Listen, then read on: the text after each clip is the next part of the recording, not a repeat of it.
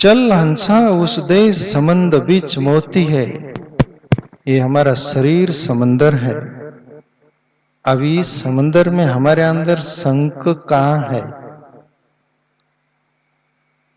जैसे वो पद लिए थे अपन, इस बंगले में 10 दरवाजा बीच पवन का खंबा, आवत जावत कछु नदी के ये भी एक अचंबा।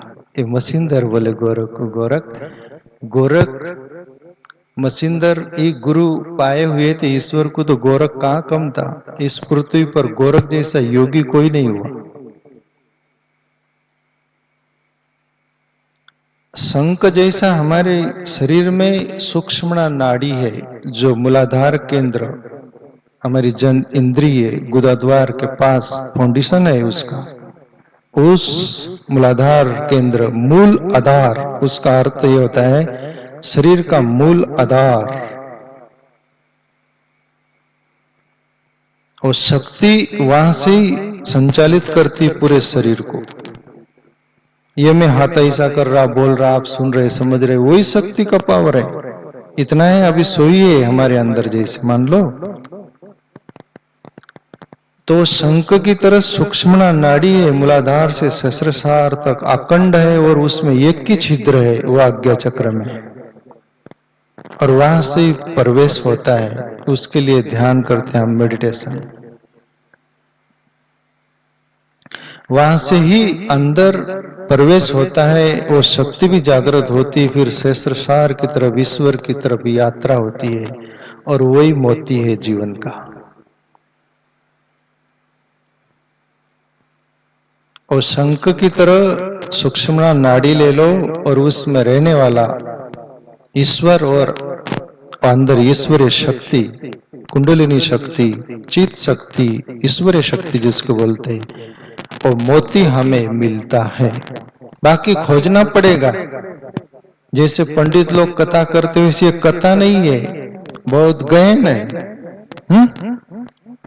तो ये पद मेरे हाथ में आ गया है आध्यात्मिक, जितना समझ में आ जाए फिर धीरे धीरे होगा।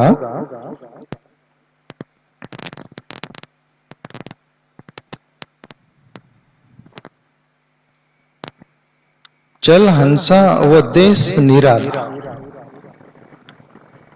ये चर्चा जो हो रही केवल अपने शरीर पर हो रही, तुमको ईश्वर ने दिया है, उसमें क्या है। अभी कबीर बोल रहे, चल हंसा उस देश जो निराला है। अभी ये जो देश देख रहे हैं अपन, दुनिया, प्रकृति, सब कुछ ये आंखों से, ये एक जगत है जो ये आंख देखती है, पर ये ही आंख ध्यान करके उल्टी हो जाती है, और वो अंदर के जगत में प्रवेश करती है। जो अपन ये बाहर देख रहे वही अंदर दिखने लगता है। वो देश निराला है। वहां की आपको एक झलक भी मिल जाए तो आप दीवाने हो जाओगे। साधारण अपन दीवाने ये मोबाइल फोन में हो जाते, टीवी देख रहे उसमें हो जाते, कोई लड़ाई झगड़ा करे तो वहां तो फुल दीवाने हो जाते हैं अपन।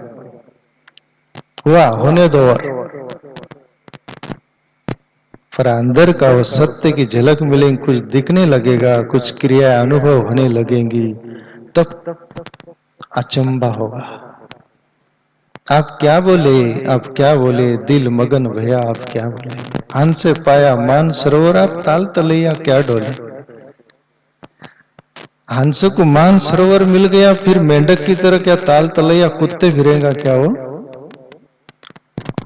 और ये मन जो बाहर खोज रहा है मग्न होने के लिए दुनिया भर का साधन, और वो ईश्वर का, अंदर का, आत्मा का अनुभव जब मिलने लग गया, तो फिर मनवा जाए दरी पे बैठा, मगन भया रस लागा। आनंद के समंदर में जाके मन बैठ जाता है और रस लग जाता है, मग्न हो जाता है। जैसा वो भवरा संडास लेटरिंग का वो पेंडा बनाकर लौटता ले जाता है ना, लौटते रहता है, कहाँ ले जाता है, खाता होगा उसको, खाता है ना, खाने के लिए स्टॉक करता है, बराबर। मैं यानी डिस्कवरी में देखा हूं ये क्या करता है, तो खाता है। पर ये एक भवरा है, मकरंद लेता है, फूल पर जाकर बैठता है, सुगंध लेता है, फिर ये पिंडला नहीं लौटता। और अपने साथ यही हो रहा है। अपने बाप दादों ने वो किया, अपन भी डबल से करने का सोच रहे। मकरंद किन्होंने लिया, जैसे कबीर ने लिया। सभी ले सकते हैं ना। कबीर कोई अलग से कोई हाथ पैर थे, अलग से आदमी था क्या? वो अपने जैसे ही था ना। तो कबीर बोले चल हंसा उस देश जो निराला है। अभी अंदर और बाहर दो देश है। जैसे हम बाहर के ही जगत में उलझे हुए हैं और यही सत्य मानकर जीते हैं। अंदर भी एक जगत है, जिसके लिए गुरु नानक बोले बाहर भीतर एक ही जानियो, ये गुरु ज्ञान बताई।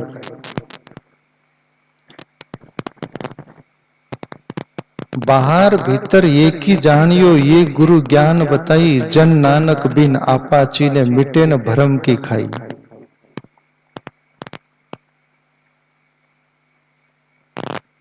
ज्ञानेश्वर भी बोले सोनियाच्या दिनू वर्षे अमृताचा घनू, हरिपाईला रे सबायांतरी अवघे व्यापक मुरारी। सबायांतरी अवघे व्यापक मुरारी। बाहर भी वही दिख रहा है, अंदर भी वही दिख रहा है, पर जब तक अंदर नहीं दिखेगा तब तक बाहर दिखेगा नहीं। उसके लिए अपने को अंदर देखना पड़ेगा। पहला ही गुरुवार है, पर विषय स्ट्रांग है, तो आपसे भी और जो भी सुनेंगे उनसे माफी चाहूंगा। धीरे धीरे लाइट भी होगा, ठीक है? पर जरा धैर्य रखना, धैर्य छोड़ मत देना। धैर्य छूट गया तो जीवन मिट गया। नहीं तो सोचोगे भाई वहां जाकर क्या समझ के बाहर है। ये समझ के बाहर है ये रास्ता।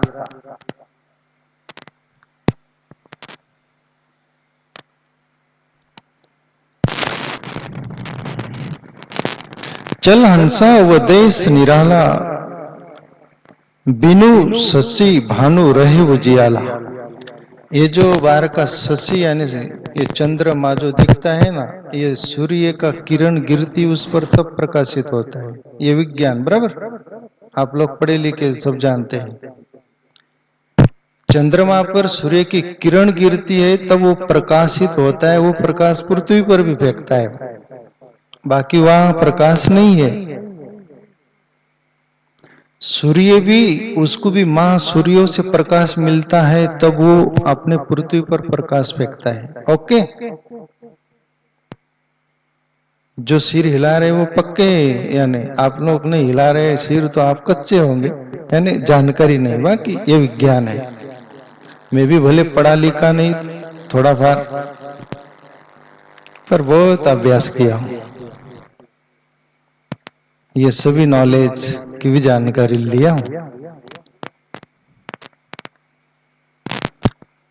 ये सूर्य मां सूर्यों से प्रकाश लेता है। मैंने ऐसा पढ़ा सुना, 60,000 सूर्य है इस पृथ्वी पर। ये ब्रह्मांड में जो विज्ञान ने स्टडी की है, 60,000 सूर्य, उसमें से ये पृथ्वी वाला सूर्य सबसे छोटा है। ये जैसे पृथ्वी एक ग्रह है, ऐसे ग्रह है सब ब्रह्मांडों में। मैंने अभी ये विज्ञान नासा के रिसर्च किए, तो ये पृथ्वी के नीचे एक लोक है, अपने से सुंदर लोक है, बड़े ऊंचे पूरे, और वहां फैसिलिटी बहुत है, पर गति यहां से ज्यादा है बोलेगा। आपने सुना पढ़ा? नहीं पढ़ा तो या तो सुन लो, मान लो, न मानो तो फिर तुम्हारी मर्जी। ये चंद्रमा कबीर का अनुभव, प्रभु श्री कृष्ण का भी अनुभव, गीता का भी मैं दृष्टांत दूंगा। कबीर बोल रहे ये शशि, ये चंद्रमा का प्रकाश नहीं हुआ, ये सूर्य का प्रकाश नहीं हुआ। प्रभु श्री कृष्ण बोले गीता में, न तत् भासयते सूर्यो न शशांको न पावका। अर्जुन, न तत् भासयते सूर्यो न शशांको न पावका, येत गत्वा निवर्तन्ते तत् धाम परमं मम। अर्जुन, मेरा वो परम धाम है जहां ये चंद्रमा सूर्य और अग्नि प्रकाशित नहीं करते, वो आपने आप वहां प्रकाश है, वो मेरा धाम है। प्रभु श्री कृष्ण पूर्ण अवतार बोल दो, वो या पूर्ण ईश्वर में ओतप्रोत हुए प्रभु श्री कृष्ण थे, वही मेरा धाम है। वो धाम तुम्हारे अपने अंदर भी है।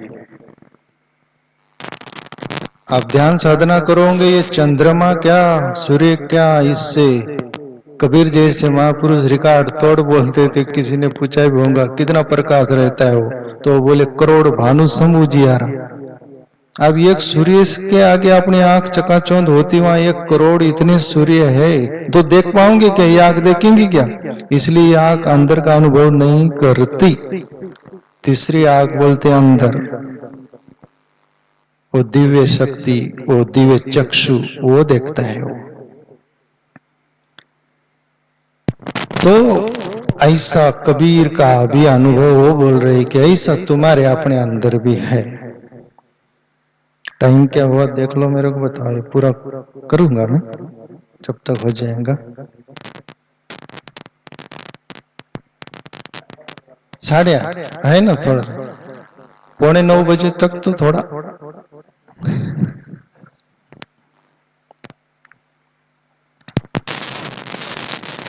लगे न काल की चोट जगमग ज्योति है, वहां काल।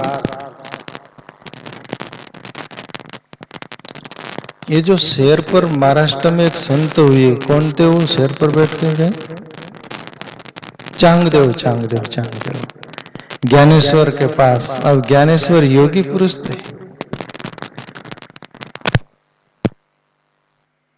कभी कभी सूर्य के आगे लाइट बोले कि तेरे से मेरा प्रकाश ज्यादा है, देख ले कितना है, ऐसी वाली बात है। ज्ञानेश्वर के अंदर वो था जो दीवाल को ही ऑर्डर दे दिए, चल भाई। और ये शेर पर यानी रिद्धि सिद्धि के बल से और सर्प की वो सब लेकर जाता है, सोचता है कि वाह मेरी भी क्या है। और वो दीवाल को ऑर्डर वो देखा तो हक्के बक्के रह गए, ये क्या है, मैं तो सोचता था मैं ही। पर चांगदेव भी कितना वर्ष जिया? 1400 वर्ष। पर कोरा यानी मृत्यु को जरूर जीत लिया था। अंदर जो साधना होती है ना, तो मृत्यु जीत लेता है साधक, मौत के पार चला जाता है। कोई कोई साधक वहीं अटक जाता है, ईश्वर तक नहीं पहुंचता वो। ऐसा ही उनकी साधना थी चांगदेव की। 1400 वर्ष जिया, फिर भी ज्ञानेश्वर की बराबरी नहीं कर पाया, क्योंकि वो ईश्वर को पा लिए थे। ईश्वर को पा लिए थे, ये पाया नहीं था, केवल मौत को जीता था। तो ये कबीर बोले कि वहां काल की भी गति नहीं है।